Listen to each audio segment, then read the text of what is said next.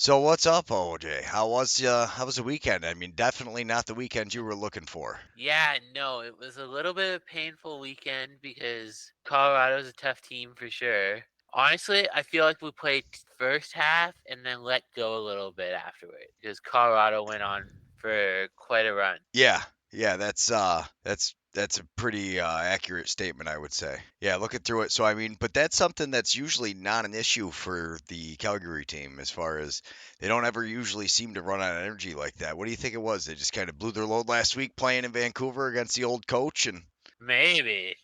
yeah, I don't know. It was a crazy game. Definitely not what I was expecting from it. Yeah, no, definitely was not what I was expecting from it too. But in the end, it was close-ish anyway. Yeah, yeah, definitely. So after the first quarter, it was 3-0. So Evan McLaughlin had two and Zed Williams. That's a couple of their star players. Watching the game though, I mean, after that first quarter, you definitely felt like, okay, Yeah. we're not very far out of this. We had a bad start, boys, but let's go. Second, your boy Cook still had a goal. His stick seems to be unbelievably hot. I don't know if it's I mean, how many did he end up with? Just two on the night? Let's see. Looking at stats here. Yeah. Looks like two from what I can tell. So a little bit less than he normally gets, but still not a bad night. Yeah, no, exactly. Wasn't a bad night for a cookie at all. No, and then so the second quarter, you guys were able to tie it up. Hogarth looked great, and then you had one from Dan, not Dan Taylor. You had Yeah, one. It is Dan Taylor. Yeah. yeah. One Okay. from Dan Taylor and one from Hayden Dixon. Now Dan Taylor's not a guy that scores a lot for you guys. He's a transition player. Or? Yeah, it's very rare when he scores for sure. Yeah. But I mean, sometimes you need that little bit just to get the team fired up. Yeah, for sure. I don't know if you've seen it, Greg, but there's also a commercial during the NLL games where they go next blank. Next, Yeah, yeah, the next major league. Yeah, that is one thing with Calgary is they're very big next man up team. But then I mean, you, yeah, you get into the second quarter. Calgary goes on a nice 3-goal run, and then gets a 1-goal lead. Connor Kelly comes and scores twice for the Mammoth, but then Hogarth ties it up. So going into the third quarter, you got to be feeling pretty good. yeah. No, going in the third quarter, I felt pretty okay with things. Yeah, things were progressing Calgary's way. They're used to being in close games; they can usually pull it out. So then you get Yeah, into the third quarter, and you're trailing by one. Again, not a big deal. yeah. You guys were able to get 2 goals. Shane Simpson. So I mean, I don't. He gets at least one every game, it seems. Yeah, that's a fair statement. I can see why you'd say that. Yeah, I would say that you can count on at least one Simpson from Del Bianco. Long run a game. Yeah, yeah, no, that long pass every time. Yeah, and he's just so fast. Yeah, and then unfortunately, before you know it, they scored two, and you guys were only able to answer with one. But Yep, again, it was Dickinson from Cook, so I mean, you're getting production from your offensive guys that you want to see. And then yeah. to come out though for the fourth quarter and give them that 3-goal run off the start, that was kind of brutal. Yeah, no, that was painful to watch for sure. So I mean, Yeah. as you were watching it, what did you think happened? Was it just they were getting too many shots, offense wasn't getting enough rebounds, defense was on the floor too much? I think we just didn't get enough shots on net.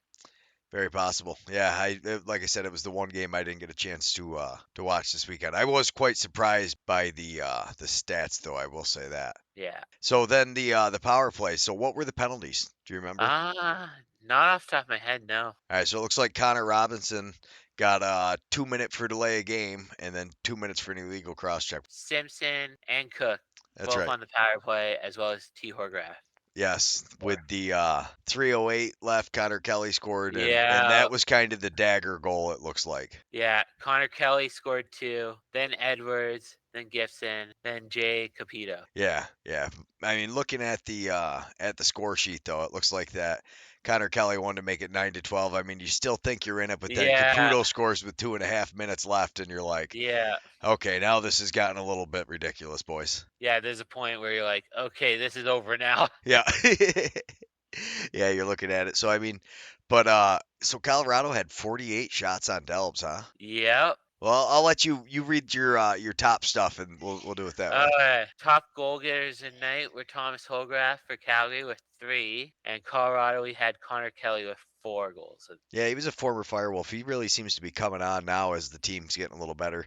They had to replace Ryan Lee, was a big loss for Colorado, and it was looking like without him they didn't really have much of a chance. But I mean, you got to give him some credit after this Calgary game. Yeah, and then top assists of the night go to Jesse King, who the captain leads the way with 7 assists of the night, so not too bad. No, that's a lot of assists. He's definitely distributing the ball. The offense kind of runs through him. Yeah, no. If Jesse, I've said this before, he very much leads by example. Go into the corner, get the ball, dish it out. Yeah, Yeah, a lot of the selfless plays, the stuff that doesn't always make the score sheets, but 7 assists definitely makes the score sheet. yeah. And then Connor Robinson for Colorado with 6, so not too bad. Yeah. What I'm really impressed with though is the next set of numbers that you're about to read. This one is really blew Oh my mind. yeah.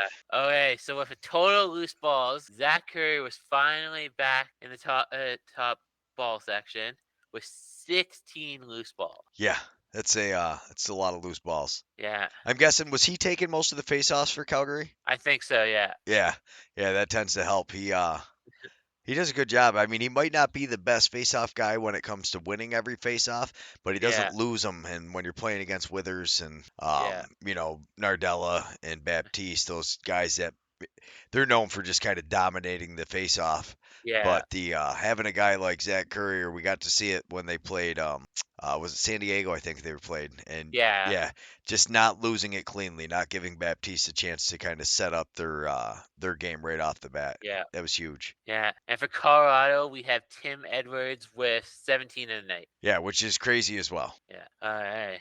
As we were saying before, Calgary had 47 shots on Dylan Ward, and Colorado had 48 shots on Christian Del Bianca. Yeah, and like I always say, it really comes down so much to these goalies with just one or two Yeah, saves really making the difference. Because when you look at the total shots, I mean they're basically neck and neck tied up, and then it's a yeah, 2 goal game, so you're really only talking or a 3 goal game, but you're really only talking 2, 3 loose balls.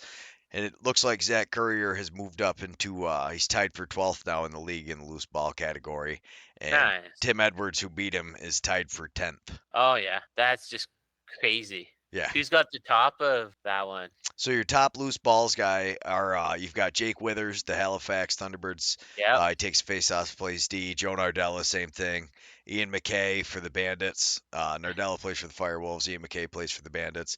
Matt Gilray with Rochester is tied with Trevor Baptiste and Joe Post. Whoa. Yeah. Yeah. Yeah, no, it's and then Albany's got Nick Tchaikovsky up there too. They're the only team with 2 guys in the top 10 unless you count Colorado, who has the 2 guys that are in 10th with Yeah. Robert Hope and Tim Edwards. Yeah. All right. Now we get into my fun facts. All right. With an assist in the night, Jesse King hit 400 career points. That's a pretty big milestone. Yeah. 400 career points. Congratulations to the captain, Jesse King. So with 7 assists, yeah, he Yeah. And Delve has his 3rd assist this season, which means another 500 to Kidsport Calgary. Thanks to agent consulting. Season total is now 1,500. yeah, that's so cool that he does that for the Calgary Sports Kids and Ascent Consulting matches Yep. whatever he puts in. And that I really wish we're gonna have to see if we can maybe get anybody in the NLL to care about the fact that they need to start keeping goalie assist. Yeah.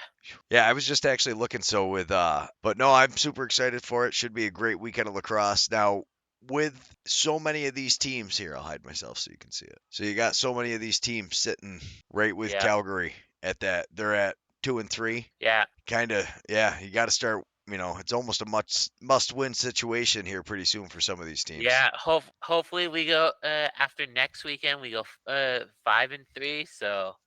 Yeah, going to sit back on my couch and then I'll cut this up in the morning and throw some highlights on it.